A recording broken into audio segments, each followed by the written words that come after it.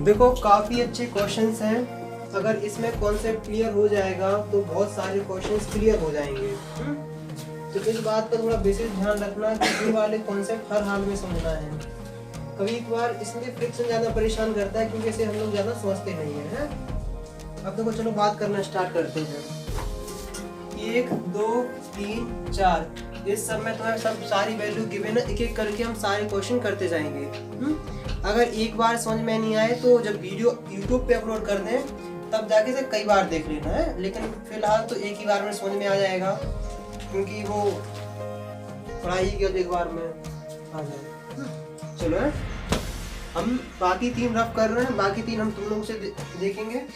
चलो हम पहले वाले वर्क करते हैं। तो पहले वाले को हम बहुत अच्छे डिस्कशन करते हैं, सब कुछ फ्री बॉडी डायग्राम सब कुछ बनाते हैं। देखो सुनो, पहला वाला क्वेश्चन है, टेबल पे रखा है, मास इसका कितना है 3। तो नीचे लग रहा होगा mg, तो किसी ने लगा लिया होगा ऊपर r नॉर्मल रिएक्शन, तो तुमने r की वैल्यू क्या रख ली होगी mg।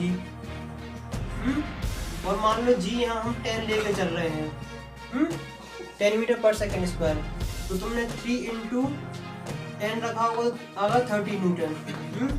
तो तुमने फिर फ्रिक्शन निकाला होगा म्यू आर, म्यू की वैल्यू रखी होगी 0.3 × 3 = 9 न्यूटन।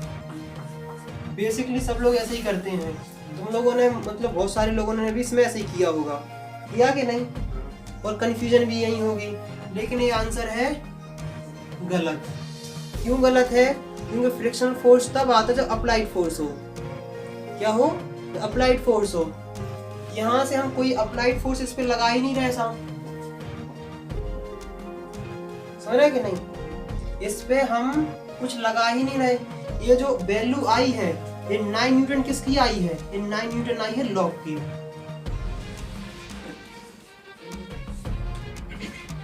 लेकिन फ्रिक्शन फोर्स इसमें 0 है, मतलब फ्रिक्शन फोर्स इसमें कितना है? फ्रिक्शनल फोर्स 0, बिकॉज हम कोई भी एक्सटर्नल फोर्स अप्लाइड नहीं कर रहे हैं। अगर हम एक्सटर्नल फोर्स यहाँ 3 न्यूटन अप्लाइड कर देंगे तो इसकी फ्रिक्शन की वैल्यू कितनी होगी?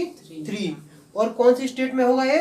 रेस्ट में, क्योंकि लॉक तब भी नहीं टूटेगा 9 न्यूटन का। पहली चीज क्लियर? कोई दिक्कत, कोई समस्या हो तो बताओ। अब इसमें कंफ्यूज नहीं होना कि भैया यहाँ नॉर्मल आ रहा है इसलिए फ्रिक्शन भी होगा। जरूरी नहीं है कि जहाँ नॉर्मल आए वहाँ फ्रिक्शन ही आए। फ्रिक्शन 2 चीजों पर डिपेंड करता है। फ्रिक्शन 2 चीजों पे देखना, एक है नॉर्मल पर, दूसरे नॉर्मल रिएक्शन करते हो, दूसरा अप्लाइड। अगर इसमें से कोई भी एक चीज गायब हो जाएगी तो फ्रिक्शन 0 हो जाएगा। पहला डाउट्स क्लियर? कोई समस्या, कोई दिक्कत हो तो बताओ। अगर बेसिक से समझ जाओगे, देखो जब हम पहली बार पढ़ाते हैं या फिर हम कोई टॉपिक पढ़ाते हैं, फ्रिक्शन जब पढ़ा रहे होंगे तो कई लोगों ने देख के कहा होगा, सुना होगा कि फ्रिक्शन कैसे बच्चों जैसा पढ़ाया जा रहा है कि F = F फ्रूट होता है, फ्रूट मैंगो बनाना, केला मेला होता है, फ्रिक्शन फोर्स होते हैं फलाना ढिकाना। हमें देखो, अगर मैं स्टार्ट करूं तो मैं SC वर्मा भी लगवा सकता हूँ, उससे भी क्वेश्चन दे सकते हैं, आयुर्डोप से भी हम क्वेश्चन करा सकते हैं। लेकिन मेन है कि तुम 11th क्लास में हो। 11th क्लास में हर चीज़ तुम्हें बेसिक से समझनी है, हर चीज़ बेस समझना कि अगर कौन सी चीज़ क्या कहना चाहती है। जिस दिन तुम समझ लेना, जिस दिन तुम्हें एक चैप्टर खत्म हो जाएगा, हर कॉन्सेप्ट क्लियर हो जाएगा, इसने ढंग से पूरी वीडियो देखी, ढंग से पढ़ा है, SC वर्मा के मैक्सिमम 80% तुम क्वेश्चन लगा डालोगे। कौन से लगा डालोगे? 80%। जितना तुम्हारे पास नॉलेज उसके हिसाब से तुम 80% क्वेश्चन लगा डालोगे। और यही बड़ी बड़ी कोचिंग में लोग कहते हैं कि हम SC वर्मा लगाते तुम लोग खुद ट्राई करना। अगर किसी के पास SC वर्मा हो, ट्राई कर लेना एक बार, आराम से निकलते जाएंगे। पहला चीज क्लियर हो गया है। पहली चीज में फ्रिक्शन 0 क्यों आ रहा है? क्योंकि तुमने अप्लाइड फोर्स लगाया ही नहीं है। पहली चीज क्लियर? हाँ। अब हम आते हैं दूसरे केस पे। अब हम आते हैं कौन से पे आते हैं? दूसरे केस पे। दूसरे केस में कुछ ऐसा था, हमने इसको ऐसा ब्लॉक लटकाया था, यहाँ हमने ऐसा ब्लॉक बांध दिया था, इसका मास रखा था 3 kg, कोएफिशिएंट ऑफ फ्रिक्शन कितना रखा था 0.3। तो अब सबके लोगों के दिमाग में आया होगा, सबसे पहले निकाल, इसमें एक टेंशन टी आ रहा था तो सबसे पहले लोगों ने निकाला होगा एम जी, एम की वैल्यू उन्होंने ली होगी 3 इंटू 10, तो आ गया 30 न्यूटन। 30 न्यूटन जो वेट है, वेट डब्ल्यू एम डाउनवर्ड लगता है, तो अपवर्ड में टेंशन, इसमें टेंशन की वैल्यू आ रही है 30 न्यूटन। लेकिन यहाँ फ्रिक्शनल फोर्स कितना होगा 0, क्योंकि फ्रिक्शनल फोर्स होता है म्यू इक्वल टू आर, और जो नॉर्मल रिएक्शन होता है वो सरफेस के परपेंडिकुलर होता है। सरफेस के परपेंडिकुलर तब आएगा तो इसके अकॉर्ड ए आई है, इसकी वैल्यू 0 इसलिए है क्योंकि यहाँ भी कोई फोर्स है नहीं है। इस टेबल पे आर की वैल्यू इसलिए आ रही थी क्योंकि डाउनवर्ड एम जी था, इसलिए ऊपर आर आ रही थी। अगर हम यहाँ कितना लगा दें, हम यहाँ लगा दें 4 न्यूटन, तो तुम्हारी आर की वैल्यू भी 4 न्यूटन हो जाएगी, क्योंकि वो है ना कि इक्वल एंड अपोजिट फोर्स होता है। तो इसका मतलब अगर ऐसा कुछ भी नहीं लगा है तो फ्रिक्शन की वैल्यू है 0। अगर हम लगा देते हैं, अगर हमने कहा आर की वैल्यू 4 लगा दें तो 0.3 इंटू 4 हो जाएगा 1.2 न्यूटन। क्लियर? कोई दिक्कत, कोई समस्या हो तो बताओ। दूसरा केस क्लियर हो चुका है, इसमें ही फ्रिक्शन की वैल्यू 0 है, क्योंकि फ्रिक्शन दो चीजों पर डिपेंड करता है, पहला अप्लाइड फोर्स और दूसरा नॉर्मल रिएक्शन। पहले वाले अप्लाइड फोर्स नहीं था, दूसरे वाले में नॉर्मल रिएक्शन नहीं है। अब हम आ जाते हैं तीसरे केस पे। कौन से केस पे आते हैं? हम आ जाते हैं हम तीसरे केस पे। तीसरा केस कुछ ऐसा है, देखने में काफी डरावना लग रहा होगा कि हमने कहा ए वाला ऐसे लिया, इससे ब्लॉक लटका दिया है। हमने इसकी वैल्यू 45 सेंटीमीटर, इसकी वैल्यू 45 सेंटीमीटर, और इस क्योंकि अगर तुम लगाओगे तुम कहोगे सबसे पहले थीटा चाहिए है, थीटा चाहिए कि नहीं, तो थीटा तुम ऐसे निकालोगे कि पढ़ बेटा पढ़, हार्ड बुक, परपेंडिकुलर है हमारे पास बेस है, तो तुम लगाओगे tan थीटा होगी 45/45, इसकी वैल्यू आएगी 1 और theta equal to tan inverse कि अगर 1 हो तो इसका आता 45 डिग्री, वो तो इत्तेफाक से 45 तीनों लोग मैच कर गए हैं। तो इसका मतलब ये आया 45। ये अगर 45 आया है तो आखिरकार देखते हैं, जो टेंशन होती है वो अवे फ्रॉम बॉडी है, तो टेंशन कुछ ऐसी लगेगी तुम्हें। तो अब देखो यहाँ ग्रेविटेशनल फोर्स लगेगा डाउनवर्ड, नॉर्मल लगेगा अपवर्ड। तो हम इसका क्या करेंगे, रेजोल्यूशन करेंगे साइड वाले का। तो इसका तुम देखोगे ये वाला थीटा, ये वाला एंगल सेम होता है, तो ये हो जाएगा mg cos 45। ये वाली पूरी वैल्यू इसके इक्वल है कि मतलब r की वैल्यू हमारे पास कितनी आई है, हमारे पास आई है mg cos 45। m की वैल्यू हमने 3 रखी है, g की वैल्यू 10 मानी है, cos 45 की वैल्यू 1/√2 होती है, तो आंसर आएगा 30/√2। अब मेन दिक्कत यहाँ आती है कि यहाँ तो कुछ भी नहीं है, आर की वैल्यू निकाली हुई, हम पता भी लग सकता है फ्रिक्शन होगा नहीं होगा। लेकिन जैसे हमने देखा कि इसका एक कंपोनेंट इस साइड है, दूसरा कंपोनेंट आया इस साइड, वो आया है mg sin थीटा। क्या आया है? mg sin theta. जैसे ही हम mg sin थीटा लाए हैं, mg sin थीटा इसको इस साइड खींचने की कोशिश करेगा, तो इसके अपोजिट में कौन सा लगेगा, एक फ्रिक्शनल फोर्स लगेगा। कि आखिरकार ये बेट का हॉरिजॉन्टल कंपोनेंट आ रहा है mg sin थीटा, तो इसे मान लेते हैं बेट हॉरिजॉन्टल है। तो आखिरकार तुमने देखा होगा, अगर फ्री बॉडी डायग्राम में समझे कि दो फोर्स इस साइड है और एक फोर्स इस साइड है, और कोई भी अगर मूवमेंट नहीं हो रहा है तो T + F इक्वल टू हो जाएगा mg sin थीटा। अब तुम्हें मेन दिक्कत आ रही है, वो किसकी आ रही होगी, आखिरकार तुम्हें क्या निकालना है, वो निकालना है F। क्या निकालना है तुम्हें, निकालना है F की वैल्यू, कि आखिरकार फ्रिक्शनल फोर्स कितना होगा। तो हम लोगों ने क्या कहा है, जो फ्रिक्शनल फोर्स होता है वो होता है म्यू आर। म्यू की वैल्यू 0.3 है, आर की वैल्यू mg कॉस थीटा है।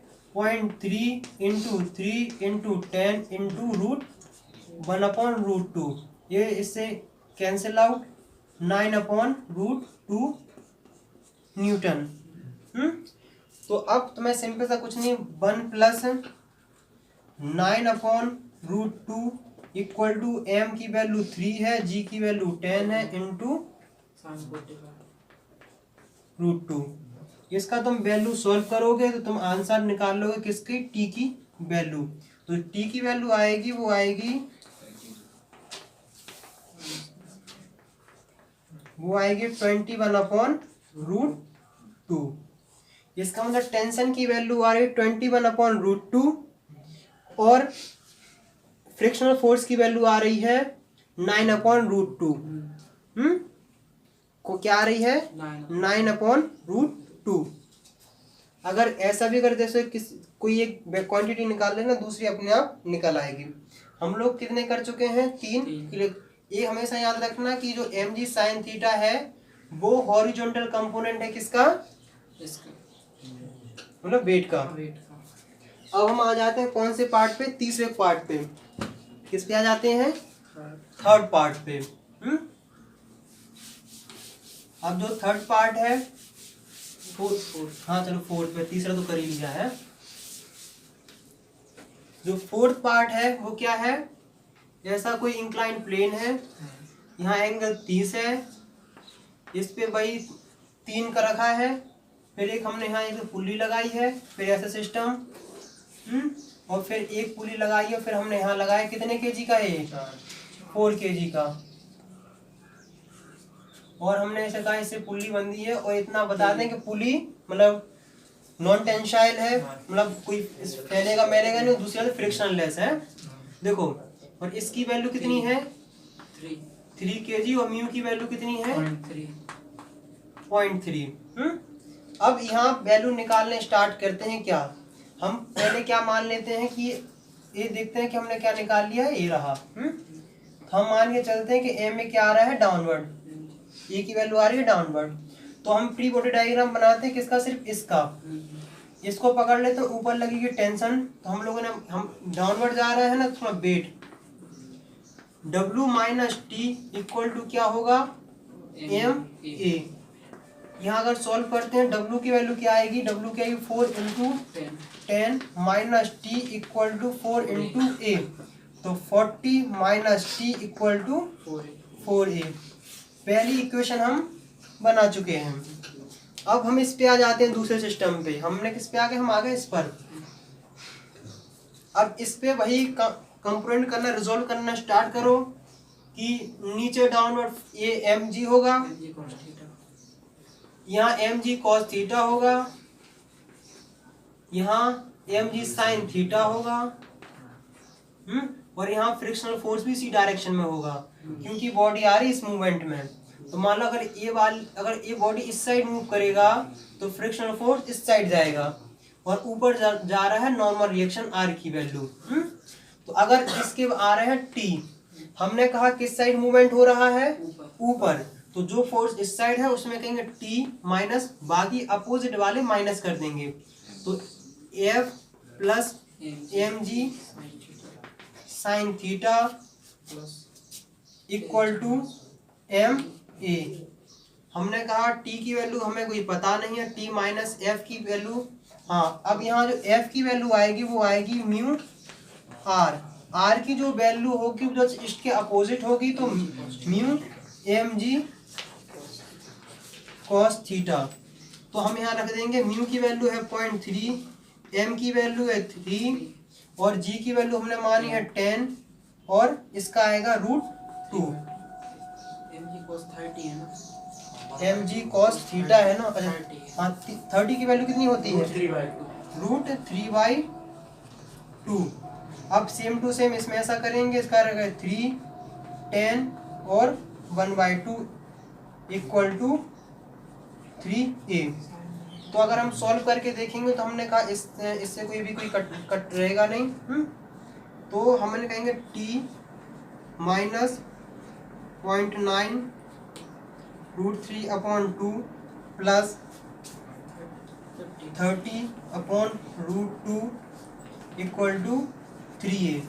बाकी हम ऊपर का रफ करते हैं ताकि हम सॉल्व जल्दी कर सकें। हमारे पास हम ऊपर का रफ कर रहे हैं। आपने जी का मल्टीप्लाई नहीं किया कहाँ? फोर्थ वाली कंडीशन इसमें अच्छा यहाँ 9 आएगा 10 मान लेते हैं। नीचे 9 ये नीचे 9 हो जाएगा। तो हमने पहली इक्वेशन लिखी है 40 minus t equal to 4a और दूसरी इक्वेशन है t minus 9√3/2 plus 30/√2 equal to 3a। इतनी कोई दिक्कत कोई समस्या हो तो हमें बताओ क्या है इसमें। शायद तुम्हें कहीं भी कोई भी दिक्कत नहीं आ रही होगी। भैया 1/2 है वो √2 नहीं है। अच्छा 1/2 है, चलो ये है 1/2। अब हम इन दोनों इक्वेशन को लेंगे और ऐड कर देंगे। क्या करेंगे? ऐड करेंगे। जैसे ही हम इन दोनों इक्वेशन को ऐड करेंगे तो 40 नीचे आ जाएगा, ये दोनों कैंसिल आउट हो जाएंगे और ये आ जाएगा -9√3/2 प्लस 30/2 और ये हो जाएगा 4a प्लस 3a 7a। तो हमने निकाल लिया है कि 7a इक्वल टू 40 माइनस इधर इसे सिंपल सा सॉल्व कर लेना, जो भी इसकी वैल्यू आए 9√3 प्लस 30/2 इक्वल टू a 7। ए की जो अब तो ये सब मैथमेटिकल टर्म है, सारी वैल्यू सॉल्व हो जाएंगी। √3 की वैल्यू कितनी होती है? 1.73 रखना, सॉल्व हो जाएगा। चलो 4 क्वेश्चन हमने करा दिए हैं, तो एक क्वेश्चन तुम हमारी तरफ से भी करो। क्या करो? एक क्वेश्चन हमारी तरफ से भी करो। हम बनाते हैं वही क्वेश्चन हमने लिया, और एक क्वेश्चन हम नहीं तुम लोग सॉल्व करोगे क्योंकि चैलेंजिंग क्वेश्चन है। इसको सॉल्व करके लाना तुम्हारी जिम्मेदारी है, ना कि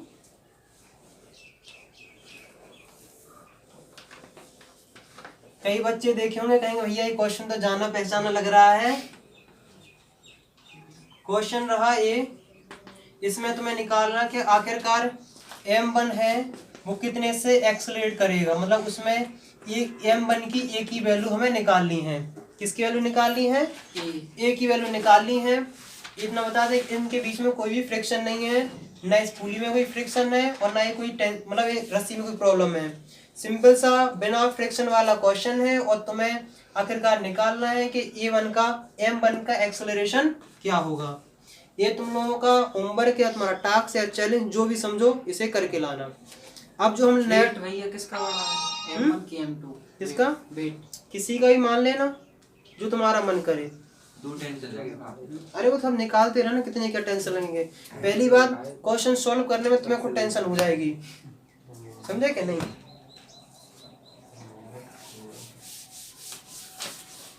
इतना हुआ।